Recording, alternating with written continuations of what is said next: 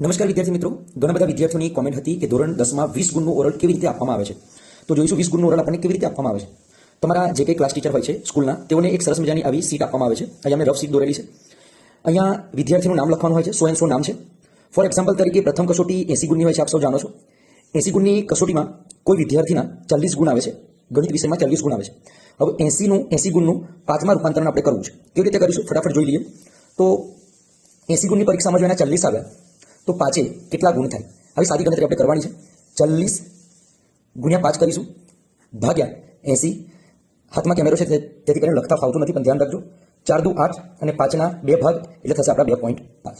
તો અહીંયા 80 ગુણનું 5માં કન્વર્ટ કરતા 2.5 ગુણ મળે છે આપણને. સમજો બરાબર.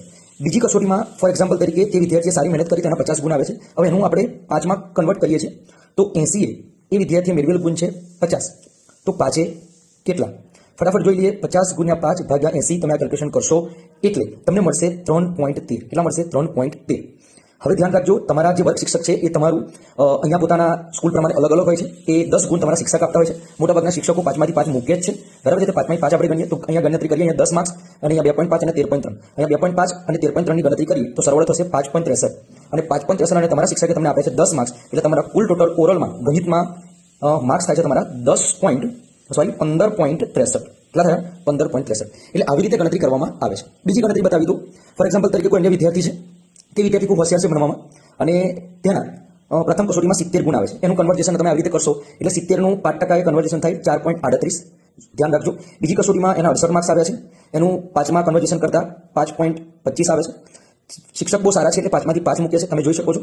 અહીંયા 4.38 અને 4.25 બંનેનો સરવાળો કરતા આપણને 8.63 મળે છે. એટલે 8.63 વત્તા તમારા શિક્ષક આપે છે 10 માર્ક્સ, એટલે તમારા થશે 18.63 માર્ક્સ. 18.63. એટલે આવી રીતે બોર્ડની એક્ઝામમાં ગણતરી કરવામાં આવે છે, બરાબર છે. એટલે કોઈ શિક્ષક તમને કહેતું હોય કે પરીક્ષામાં કોઈને વધારે કોઈને ઓછા ગુણ આપવામાં આવ્યા છે, તો એ તમારું અહીંયા પ્રથમ કસોટી અને બીજી કસોટી એ તમારા મેળવેલા ગુણના આધારે તમારી 20 ગુણની જે ઓરલ આપવામાં આવે છે નક્કી થાય છે. એટલે જે ઘણા બધા ટીચરોને ખબર નથી હોતી, તેથી બાળકોને ભરમાવતા હોય છે. તો આ બાબતે વિદ્યાર્થીઓ ધ્યાન રાખે, ખોટા કોઈ પણ જાતના પૂર્વાગ્રહોમાં ન આવે. જો ભૂલથી પણ વધારે માર્ક્સ મુકાય તો બોર્ડને ખુલાસા આપવા પડે છે કે આ માર્ક્સ તમે કેવી રીતે મૂક્યા. તેથી કરીને બાળકો આવી રીતે ગણતરી કરવામાં આવે છે. જો કોઈ પણ શિક્ષક ગેરમાર્ગે દોરતા હોય તો તેનાથી સાવધાન રહેવું. નમસ્કાર, ધન્યવાદ.